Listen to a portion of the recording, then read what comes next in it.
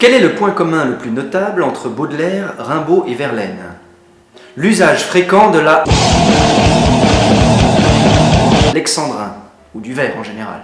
Pas la couleur, hein, il paraît que ça porte malheur sur scène. Ah, je note, faire un épisode sur les malédictions au théâtre. Ouais, on va faire un top, tiens, personne fait ça. Comme l'a dit Jean-Baptiste, coucou. Tout ce qui n'est point prose est vers, et tout ce qui n'est point vers est prose.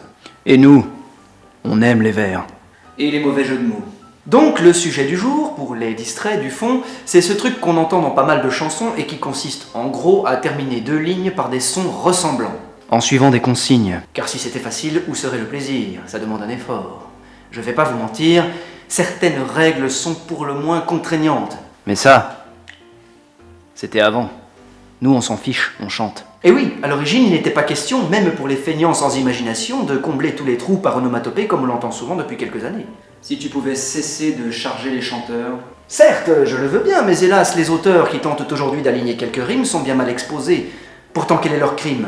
Les vers, c'est trop pompeux, c'est long et ça fait snob. Du coup, on abandonne et on cherche un vrai job. Et c'est dommage au fond, car si on fouille, on trouve des textes bien fichus, des pépites qui prouvent que l'espoir n'est pas mort et que la poésie mérite que des gens lui consacrent leur vie. Bon, j'exagère un peu, disons du temps. Beaucoup. En fait, quand on y pense, il faut être un peu fou. Et ça s'applique à tout. J'évoquais les poètes, mais tu peux tout tenter quand t'as le rythme en tête. Un discours, un article, une déclaration, un murmure à l'oreille avec foi et passion. Toute conversation devient une envolée. Oui, je vois ça d'ici, un coin de cheminée, avec quelques amis le soir, tout doucement, partager un secret, des contes pour enfants, mêlant les sentiments, même les plus complexes. Pourquoi l'accent du Sud? Je sais pas, un réflexe. C'est pas toujours brillant, parfois c'est nul aussi, mais nous, on aime ça. Donc on en parle ici. Trêve de digression, passons à la technique. C'est pas si difficile, alors pas de panique. Nous parlerons bien sûr du bon vieux vers François, qui est fort différent du vers grec d'autrefois. Il sera donc question de vers dits syllabiques que nos gentils auteurs ont jugé plus pratiques. Le premier qui dit pied prend le mien océan. Méfiez-vous, il pourrait traverser votre écran. En premier, repérez le nombre de syllabes. Par exemple, avec 8, c'est un octosyllabe. À Jérusalem, Marie rit, à Marie râle et Jésus l'aime. À Jérusalem, Jésus rit, à Jésus râle et Marie l'aime. Le 12 est plus courant, le théâtre en est plein. Il a un nom spécial.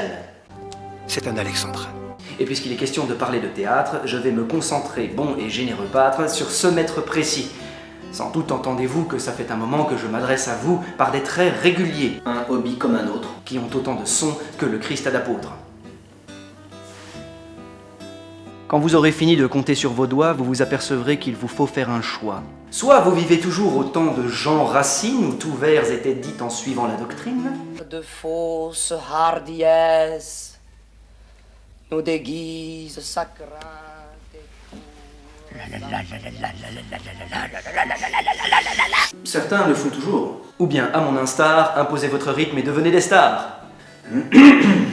Quoi que vous choisissiez, mettez-vous dans la tête de toujours faire honneur au travail du poète qui a passé du temps à construire un discours. Et dont les vers ne sont ni trop longs ni trop courts. C'est l'auteur qui choisit s'il fait les diérèses.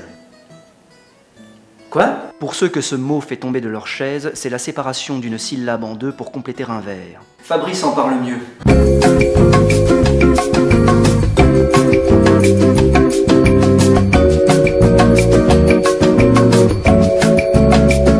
Lambert est pas d'accord. Pas lui, son personnage. Ça doit venir du fait que dans d'autres passages, son ami chipoteur s'inquiète beaucoup moins de ses propres erreurs, qui vont parfois plus loin.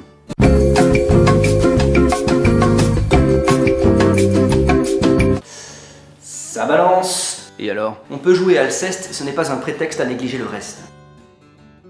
On prononce les E, on fait les liaisons, naturelles ou pas, tant que le compte est bon. Et si jamais un jour j'ai envie d'en écrire, comment donner envie aux acteurs de les dire? En supposant bien sûr que j'ai auparavant dégoté un sujet qui soit intéressant.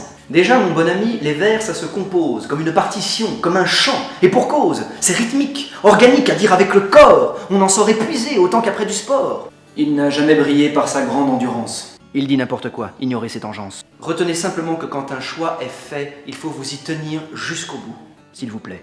Les vers ont bien changé depuis qu'on les emploie. Chaque auteur qui s'en sert choisit sa propre voie. Et moi-même, aujourd'hui, je me suis éloigné de l'alexandrin pur tel qu'il fut inventé. Donc si j'ai bien compris, tant que je suis conforme à ce que j'ai choisi, je peux créer ma forme. Si on veut. Ambitieux. Mais on oublie un point. Un détail capital dont il faut prendre soin. La différence ultime, séparant vers et prose, quoi qu'en disent certains. Je sens venir la chose. Vous ne devinez pas? La rime, évidemment. À chaque fin de vers, c'est elle qu'on attend. La rime bien écrite est chose délicate. Qu'elle soit embrassée ou croisée ou bien plate, il faut y réfléchir, c'est dit dans le contrat. Quand la rime est ratée, on n'entend plus que ça. Et puis quand c'est bien fait, ça a bien plus de gueule. Et ça évite à Lynx de sortir son jingle. Certains diront bien sûr que tout ça est ringard, que qui écrit en vers accuse un gros retard. Ne les écoutez pas. Et n'ayez jamais honte. Et puis n'oubliez pas que quand on aime, on compte.